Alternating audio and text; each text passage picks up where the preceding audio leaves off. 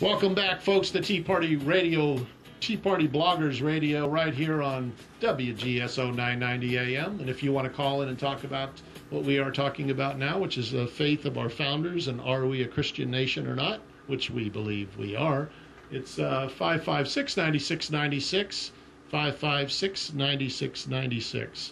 And we're talking with Eliska Plunkett. And Eliska, when we left, we were just going to get into some of the examples. So why don't you go ahead and give us 4, 5, 6 examples of what we're talking about so people can kind of anchor to what the Founding Fathers really expressed.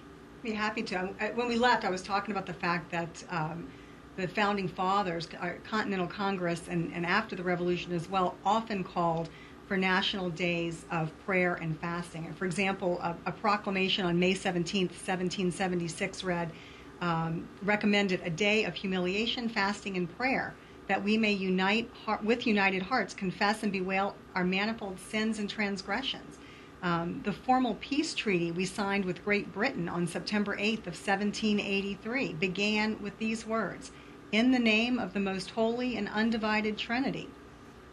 Likewise, a speech given by Benjamin Franklin, often called one of the less religious or deist founding fathers, was addressing George Washington. At the time, he was the president of the Constitutional Convention, and his quote is, "We have been assured, sir, in sacred writings, that except the Lord build the house, they labor in vain that build it. I firmly believe this, and I also believe that without his concurring aid, we shall succeed in this political building no better than the builders of Babel." Pretty strong words from someone who was ostensibly not religious. I don't think many people know that weekly church services were held in the Capitol building from 1795 until well after the Civil War. These services were regularly attended by President Thomas Jefferson, another of the Founding Fathers, who's often couched in terms of being less religious or not Christian. But these services were routinely attended by senators, representatives, and other presidents as well. Go ahead. I would say one thing that shocked me was I did not know, I'm embarrassed to say, that most of our prestigious universities were founded as Christian universities. Harvard, Yale, Princeton, Columbia, and I can give you some examples of the Christian nature of those universities. Go ahead.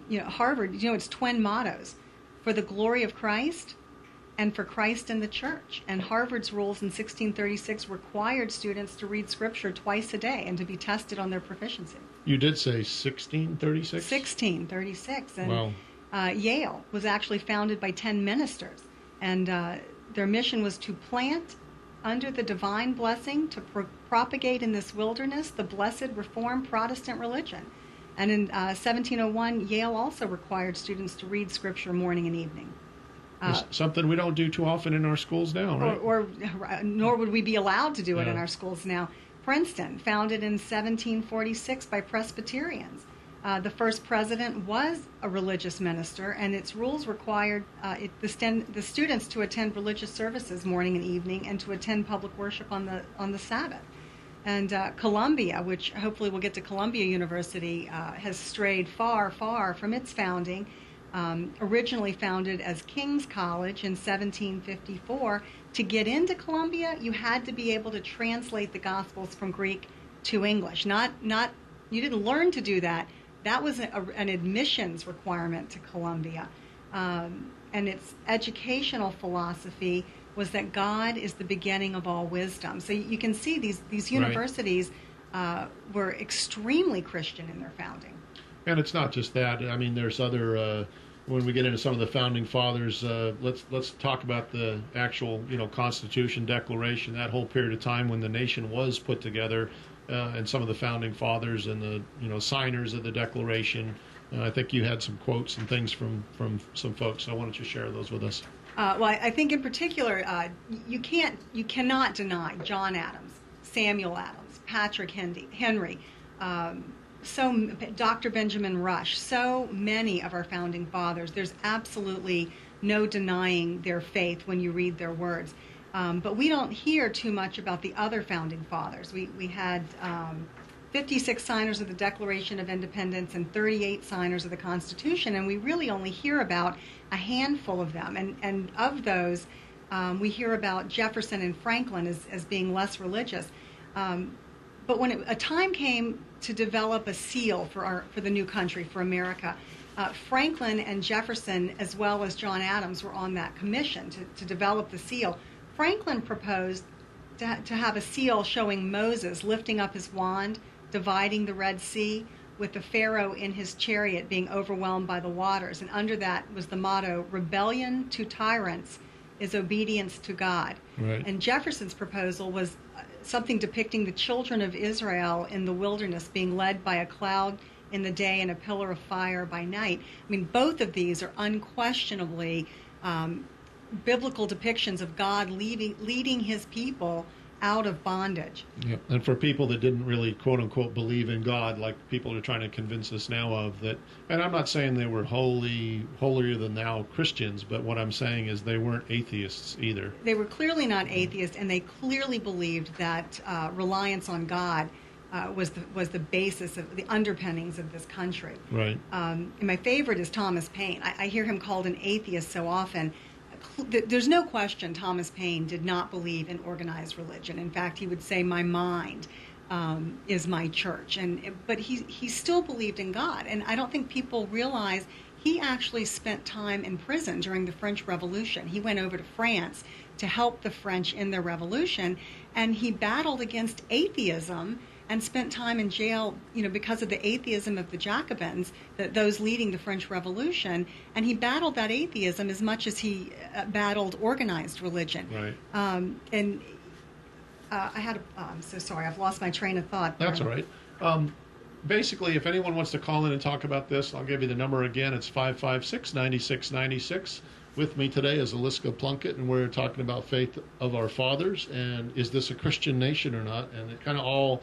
The reason I got the idea for this show is listening to Barack Obama, basically in Turkey and other places, and other comments, essentially say we're not a Christian nation. And all my history of learning, it was like, wait a minute, we actually were based in a Christian. Not that we're formed as a Christian nation, but that you can't practice anything else. But it's freedom of religion, not freedom from religion.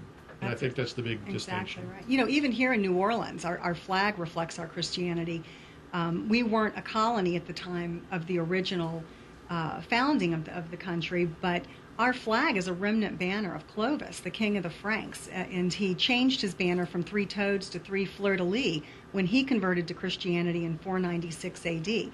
And those same fleur-de-lis were on the flag planted by De La Salle in 1682 at the mouth of the Mississippi, and they still fly. 1,500 years after Clovis, those 3 fleur-de-lis remain on the flag of our own city. So you think people here in New Orleans know that those are fleur-de-lis?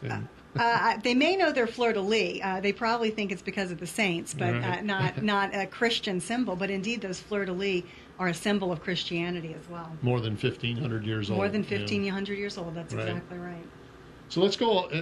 We talked a little bit about. Let's kind of get into the Supreme Court and some of the things we've covered. Some of the history with the universities, the social aspect, and now let's talk about law, which is your bailiwick. That is my bailiwick. For about 100 years, there was absolutely no question that Christian principles were a part of our common law, a part of the law of the land. And there's a case, a very seminal case. It's called Church of the Holy Trinity versus the United States. It was actually an immigration case. But it dealt with the First Amendment and freedom of religion. And the court was very, very clear. The court made a statement. This is a religious people.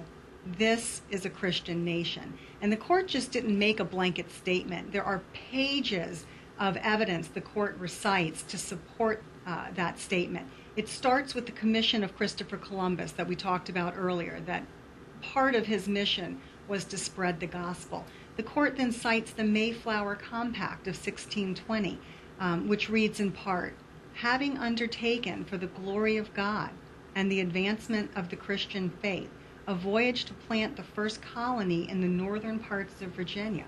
I mean, there's just no question of their intent in that statement. Right. The court cites to other historic evidence as well, referencing God or the gospel of Jesus. And it goes through all the way up to the Declaration of Independence, which you read at the beginning of the show, which Right. obviously recognizes God as our creator and the grantor of our rights. And with that, I want to go back to Thomas Paine for one moment. When Thomas Paine was in France for the French Revolution, that's where he saw that atheism led to the loss of rights, that if the rights don't come from God, they come from the government and they can be taken away. And I kind of think that's where we're moving very quickly in this day and age in regards to lifting up humanity, lifting up a government, lifting up social issues and that sort of thing to kind of dethrone God. And so these are the things, this is why we're talking about this today, folks. You know, Tea Party Bloggers is not just about moaning and groaning about the social ills and, oh gosh, if we fix the economy, everything's going to be okay, or if we fix immigration, everything's going to be okay, or, you know, whatever, in whatever point of the day you want to talk about. It really gets back down to the foundation of this this nation. One of the things I noticed at 9/11, that immediately after 9/11, the churches were full all across the country. And they were full for a reason, because people were afraid, okay? And we went back as a nation, we were in fear, and we went to the place we always go, which is back to God. And it only took about 3 to 4 weeks before those churches were back to normal capacity. Once everyone realized, no further attacks are going to take place.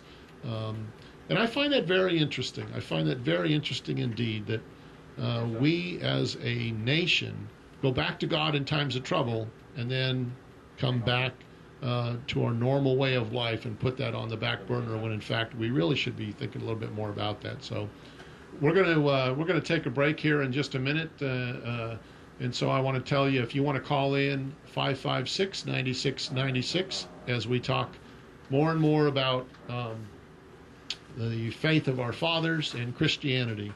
So again, call in 556-9696. We'll take a break and come back right after these messages on Tea Party Bloggers Radio.